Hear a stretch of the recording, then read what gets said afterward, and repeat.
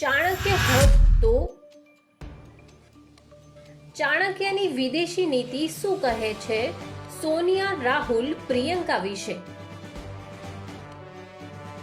ચાણક્ય એક વિચારક, એક રાષ્ટ્રદ્રષ્ટા ચાણક્ય માટે રાજકારણ લાગણી નહીં, રાષ્ટ્ર સુરક્ષાનું શાસ્ત્ર હતું.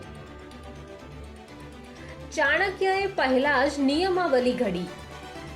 રાજનીતિમાં વિદેશી જોડે લગ્ન, પણ શરતો સાથે ચંદ્રગુપ્ત મૌર્યના લગ્ન વિદેશી સેલ્યુકસ એક નિકેટરની પુત્રી સાથે થયા, પણ ચાણક્યએ પહેલા નિયમ બાંધ્યા.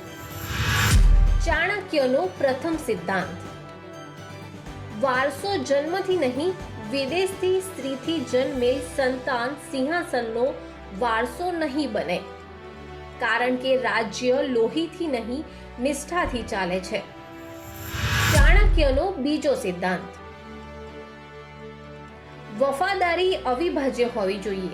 જેના મૂળ બહાર હોય તેની નિષ્ઠા બે તરફ ખેંચાઈ શકે. આ જોખમ ચાણક્ય સ્વીકારતો નહોતો. ચાણક્યનો ત્રીજો સિદ્ધાંત: સત્તા અને નીતિથી અંતર. વિદેશી રાણી માટે ઘરમાં અધિકાર, પણ શાસનમાં કોઈ ભૂમિકા નહીં. ચાણક્ય નીતિનો સાર: રાષ્ટ્ર પ્રથમ, પરિવાર પછી. ચાણક્ય માટે શાસન વારસાગત હક નહીં, રાષ્ટ્રનો વિશ્વાસ હતો. સમય બદલાયો, પ્રશ્ન એ જ.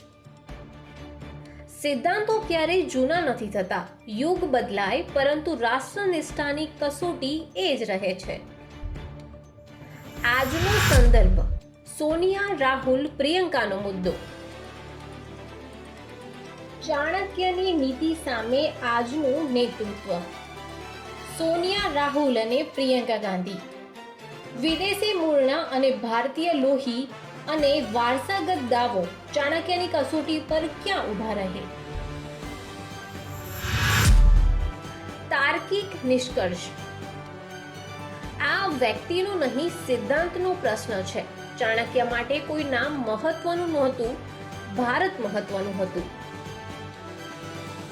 સોનિયા રાહુલ પ્રિયંકાના મૂળ બહારના છે, જેથી તેમની ભારત માટેની વફાદારી અવિભાજ્ય ના હોય. તેની નિષ્ઠા બે તરફ ખેંચાઈ શકે છે. દેશ માટે આવું જોખમ ન લેવાય. શું ચાણક્ય નીતિ પ્રમાણે ભારતના લોકોએ રાહુલ, સોનિયા, પ્રિયંકાને ક્યારેય પણ સત્તા સોંપવી જોઈએ?